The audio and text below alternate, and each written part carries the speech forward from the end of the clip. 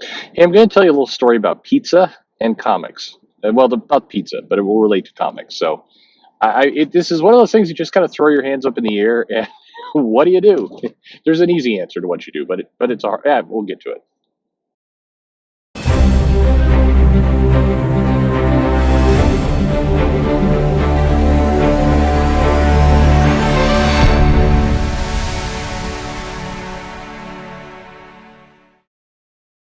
Hey, everybody, this is Perch. If you follow me on Twitter, you've heard this story, and it wasn't a story; it was one tweet. But basically, so I ordered some pies at Mod Pizza, and Mod Pizza is a little joint. I don't know if I don't know if it's across the nation, but there's a lot up and down the West Coast, and they pride themselves on being really fast, and that's a good thing for me. If I'm not a, I've traveled to Europe a lot, and Europe is like they believe in the meal is the experience. So settle in for 3 to 4 hours of dinner, especially at Spain. Like I love Barcelona, but god damn, the food there is just unless you're getting tapas, you're in for a long wait. This is why I like Japan, by the way, because it's like you go there and food comes pretty swiftly. Like it's some efficiency. Really good food, like best steak, best pasta. Who knew? I tell people that like the best pasta I've ever had has been in Japan, not Italy. Italy has good pasta, but Japan it's taken to a new art form. It's just amazing. Anyway, see, this is barely going to get to comics. At any rate, I go to Mod Pizza here in Redmond, Washington. So I'm just going to name that place. And I prepaid for some pizzas. Because it's the time of COVID, so you make an order, you go in, and I don't know why I said this, but the guy's like, "Hey, picking up." I'm like, "Yeah, I got 5 pies." Now, I don't usually say pies for pizza. I don't know what was on my mind, or I don't know why. I'm not from the East Coast, and that's kind of an East Coast thing, sort of. But I got 5 pies, and the guy's like, he's like, "You know what really bugs me?"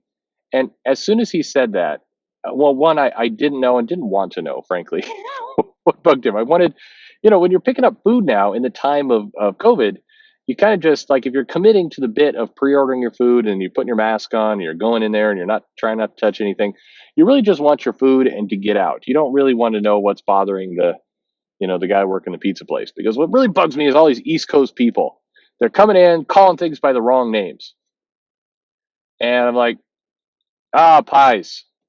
Ah, I'm like, okay, he's holding my pizza. So at this point, I'm not going to get engaged. I'm like, I need you to just extend your arms out to 2.5 feet so I can grab my pies and get on my way and get out of this place and take the mask off and sanitize my hands and get on home.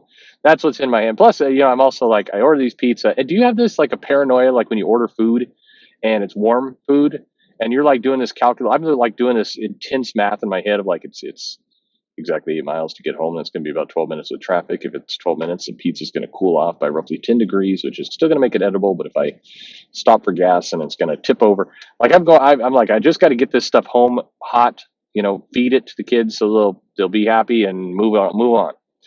And he goes on.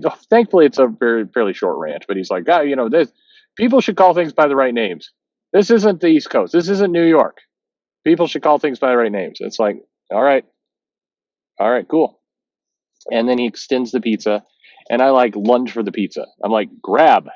He's like, they're pizzas, not pies. But at this point, I've got the pizzas, and I'm just like backing away. I'm moving out the door, and I exit. I put the pizzas in the car. I make a mental note never to shop at this place again, and off I go. Now, some people said on Twitter, it's like, well, I would have just left and canceled the order. Yeah, but you prepaid, so at that point, the money's already changed hands. I just want my pies. I want to go. And I tell you this long story not because I'm a foodie. This is the CB Cebulski show. Hello, welcome to Japan. Sorry, but it's an analogy for the comic business, and here's where I think this exact scenario goes on a lot on Twitter. If I was telling this story dramatically for Twitter, I would have said, excuse me, sir, I will call the pizzas whatever I like because we live in America, and America is the place of freedom of speech, sir.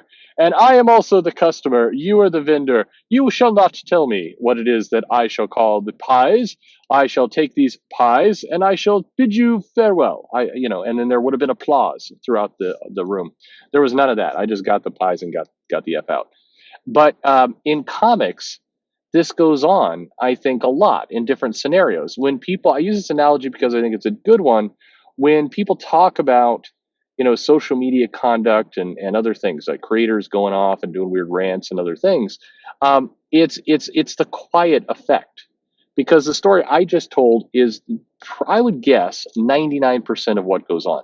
You know, the people on Twitter who go and they reply to somebody in a really obnoxious way, like, "Okay, sir, you have lost a customer. I shall no longer be buying your books." Most likely, I don't think the people posting that are buying the books in the first place. Most of them are not. Some maybe, but most are not. And but that's not the problem. The problem is, I guarantee you, there are a dozen, 2 dozen, 100 people viewing this stuff going, "Eesh, I don't want to buy that comic." And it may even be very, very subtle. They don't immediately cancel the comic from a pull list. They don't spring into action. But the next time there's a new book out and they see that person's name, the first thing they remember is not, "Oh, yeah, this guy did a really cool Green Goblin storyline back in the day." They think, "Well, this guy's an ass." And they just, like, if you're sitting there and you got $20 and you've got your copy of Saga and you got your copy of Something is Killing the Children and your copy of Death Metal, and you're like, "Oh, what's this fourth book going to be? What should I buy?" And like, okay, is the hand is hovering over, like, Dan Slott Fantastic Four, or pick your poison. Tom Taylor Deceased.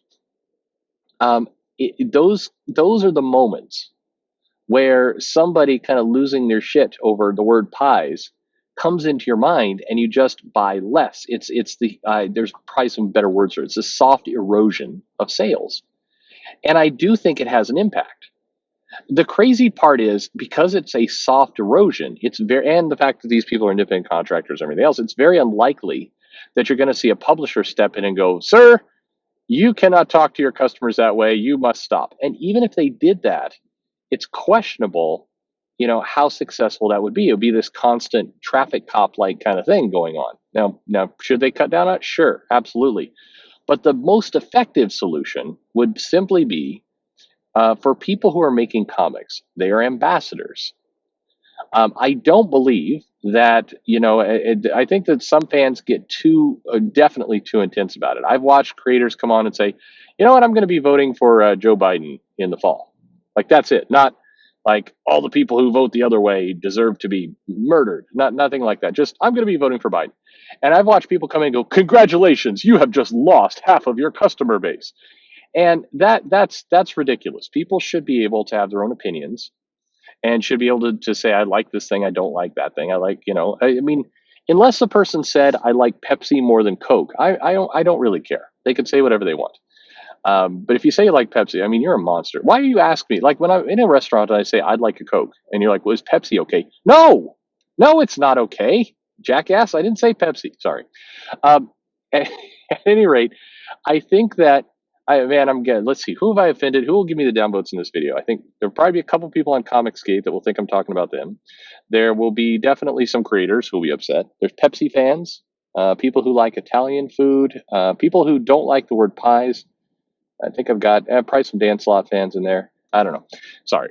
At any rate, the best way for this to work is if the creators, who are evangelists for their product, who are emissaries of their product, who their own careers often hinge on this product, just dial it back a little bit. Don't be the guy who's shouting at somebody because they use the word pies. Just try not to. And if you try to do it, like, if 9 times out of 10 you succeed in not screaming at somebody because they called the pizza the thing that you don't like it to be called, you're better off. And then you don't insert this little virus in people's head, this little brain worm in somebody's head when they're trying to choose a comic. You don't attach your bad incident to something that has nothing to do with it, because most comics have nothing to do with these moments in social media, and in many cases, most fans are happy to ignore all kinds of things because they just want to read the comics. But if you put it in their face, if you remind them constantly, you're doing yourself a disservice. Now, should it be illegal? Is it forever wrong? All that kind of stuff? No, of course not. This is in the realm of common sense. Try and use common sense. You'll be happier for it. Anyway, what do you think? Leave a comment below, like, subscribe, click the bell for notifications, follow me on social media, and you can hear these pizza stories. Whatever you like. Most importantly, thanks for listening.